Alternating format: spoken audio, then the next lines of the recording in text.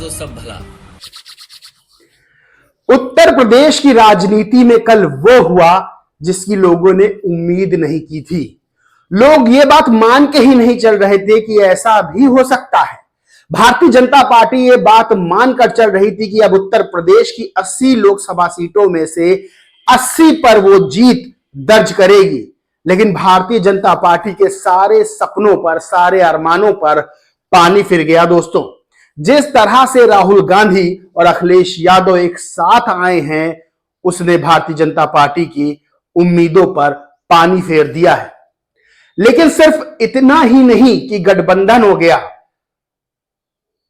जो फॉर्मूले के तहत अखिलेश और राहुल साथ आए हैं और साथ चल रहे हैं, वो भारतीय जनता पार्टी का सुपड़ा उत्तर प्रदेश से साफ करने के लिए काफी है। साथ ही प्रधानमंत्री नरेंद्र मोदी जो जीत का सपना और 400 पार का सपना देख रहे हैं, वो भी अब चकनाचूर होता नजर आ रहा है दोस्तों। कल उत्तर प्रदेश में समाजवादी पार्टी और कांग्रेस का गठबंधन हो गया। मोहर लग गई कि 17 सीटों पर कांग्रेस और 63 सीटों पर समाजवादी पार्टी लोकसभा का चुनाव लड़ेगी। सियासी गलियारों में यह बहुत बड़ी खबर है। उन लोगों के लिए बहुत बड़ी खबर है जो लंबे समय से चाह रहे थे कि राहुल और अखिलेश की जोड़ी साथ आए, हाथ मिलाए दोनों। लेकिन अब बात हाथ मिलाने से आगे बढ़कर गले मिलने तक आ गई है और सीधी मुहर लग गई है कि 80 सीटों पर लड़ा जाएगा और 80 की 80 सीटें जीती जाएंगी।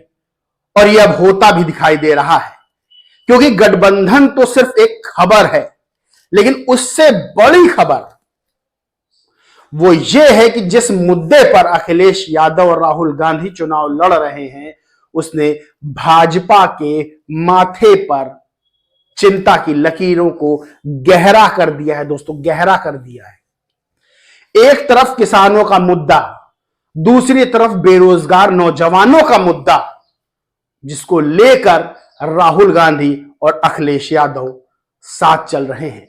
वहीं दलित, पिछड़ा और अल्पसंख्यक वर्ग को जो उनके मुद्दे हैं उसको उठाने का जो प्रयास राहुल गांधी और अखिलेश यादव कर रहे हैं, उसने भारतीय जनता पार्टी के माथे पर चिंता की लकीरें खींच दी हैं। एक तरफ राहुल गांधी अपनी भारत जोड़ो न्याय यात्रा में भर्तियों में हुई तथाकथित गड़बड़ियों को उठा रहे, तो दूसरी तरफ अखिलेश यादव पीडीए का जो फॉर्मूला लेकर चल रहे हैं, उसमें लगभग 90% वोट अब महागठबंधन के खाते में, यानी इंडिया गठबंधन के खाते में जाता हुआ सीधा दिखाई दे रहा है। राहुल गांधी और अखिलेश यादव की राजनीति ने 2 दिन के अंदर दोस्तों, 2 दिन के अंदर उत्तर प्रदेश का राजनीतिक माहौल बदल कर रख दिया है।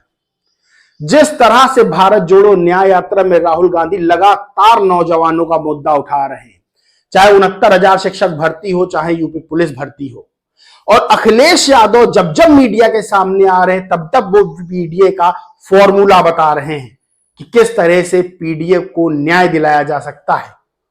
यह बात बीजेपी अच्छे से समझ गई है कि ये 2 मुद्दे ऐसे हैं, नौजवानों का मुद्दा और पिछड़े, दलित और अल्पसंख्यकों का मुद्दा, जिससे उसे शिकस्त मिल सकती है। भारतीय जनता पार्टी दूसरे दल के नेताओं को इसी उम्मीद से तोड़ तोड़ के ला रही है कि इस मुद्दे की भरपाई कर सके, लेकिन फायदा होता दिखाई नहीं दे रहा दोस्तों। राहुल गांधी की न्याय यात्रा अब नौजवान न्याय यात्रा बन गई है। लगातार राहुल गांधी नौजवानों से जुड़े मुद्दों को उठा रहे हैं।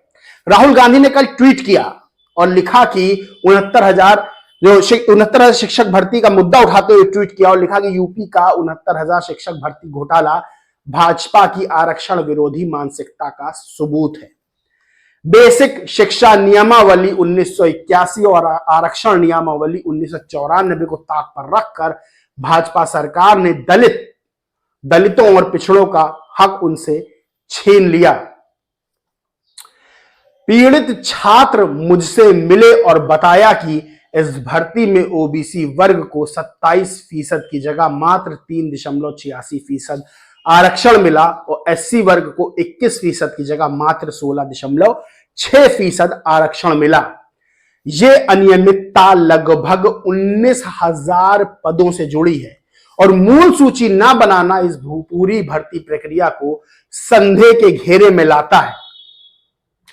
राष्ट्रीय पिछड़ा वर्ग आयोग की रिपोर्ट के बाद जिन 6800 अभ्यर्थियों की लिस्ट निकाली गई वो भी 2 वर्षों से नियुक्ति के लिए संघर्ष कर रहे हैं। आरक्षण प्रक्रिया के साथ खिलवाड़ एक गंभीर विषय है, राहुल गांधी ने ट्वीट किया। उन्होंने लिखा कि अपने हक की लड़ाई लड़ रहे इन युवाओं को मेरा समर्थन है। इस पूरे मामले की जांच और इन्हें न्याय मिले, यानी 69,000 शिक्षक भर्ती से जुड़े नौजवानों का मुद्दा राहुल गांधी ने उठाया। वहीं दूसरी तरफ से अखिलेश यादव ने वार किया और ट्वीट किया, जब गठबंधन हो गया उसके बाद ट्वीट किया और लिखा कि अब तेजी से मुद्दा और गठबंधन होने के बाद जो अखिलेश यादव ने ट्वीट किया वो बताने जा रहा हूं कि सबको बधाई, सौहार्दपूर्ण गठबंधन की सबको बधाई और हार्दिक शुभकामनाएं। बाबा साहब भीमराव अंबेडकर जी का संविधान बचाने के लिए लोहिया जी के संख्यानुपातिक हिस्सेदारी के सिद्धांत को अमल में लाने के लिए, समाजवादी मूल्यों को सक्रिय करके बराबरी पर लाने के लिए, 90% पीडीए को उनका हक दिलवाने के लिए और देश की तरक्की के लिए एक हो जाएं, यह अखिलेश यादव ने अपील की। यानी दोस्तों अब टाइम आता जा रहा है जहां बीजेपी जो है 80 में 80 जीतने का जो लक्ष्य लेकर चल रही है वो 80 में लगभग 70 सीटें अब वो इंडिया गठबंधन के खाते में हुए जाती हुई दिखाई दे रही है सीधे तौर पर, क्योंकि बड़ा वोट वर्ग जो है उसका मुद्दा कांग्रेस और समाजवादी पार्टी उठा रही है, जिससे जाहिर तौर पर बीजेपी की नींद उड़ी हुई है। प्रधानमंत्री नरेंद्र मोदी जो बीजेपी के लिए 370 और एनडीए के लिए 400 पार का जो सपना देख रहे हैं वो अब जो है गड़बड़ाता जा रहा है, वो कहीं से भी पूरा होता नहीं दिख रहा है। और जिस तरह से जिस फॉर्मूले पर कांग्रेस और समाजवादी पार्टी यानी इंडिया गठबंधन चल रहा है, उस फॉर्मूले के तहत अगर इन्हें सफलता मिलती है तो बीजेपी 100 से 150 सीटों के बीच सिमट सकती है। यानी जो सत्ता पर काबिज होने का सपना देख रहे हैं प्रधानमंत्री नरेंद्र मोदी तिबारा, वो पूरा होता दिखाई नहीं दे रहा। और एक बात सियासी गलियारों में हमेशा से चर्चा में रही है कि उत्तर प्रदेश में जो जीता वो दिल्ली की सत्ता पर काबिज होता है और उत्तर प्रदेश की 80 सीटों में 70 सीटें अब इस फॉर्मूले के तहत कांग्रेस और समाजवादी पार्टी के हिस्से हुए जाती दिख रही है। यानी दिल्ली की सत्ता से प्रधानमंत्री नरेंद्र मोदी की विदाई तय करने के लिए इंडिया गठबंधन ने अब पासे फेंकने शुरू कर दिए हैं। दोस्तों एक तरफ किसान आंदोलन, किसान नाराज, दूसरी तरफ नौजवान बीजेपी सरकार से नाराज, दोनों बड़े वोट वर्ग है, दोनों बड़े वोट वर्ग। और अखिलेश यादव ने एक बात कही थी कि जो गए हैं हमें छोड़ के वापस चले आएंगे, सीधा इशारा जयंत चौधरी की तरफ था। यानी किसानों के मुद्दे पर कथित रूप से राजनीति करने वाले जयंत चौधरी जब से बीजेपी में गए और किसानों का मुद्दा उठा उसके बाद से जयंत चौधरी ने चुप्पी साध रखी है।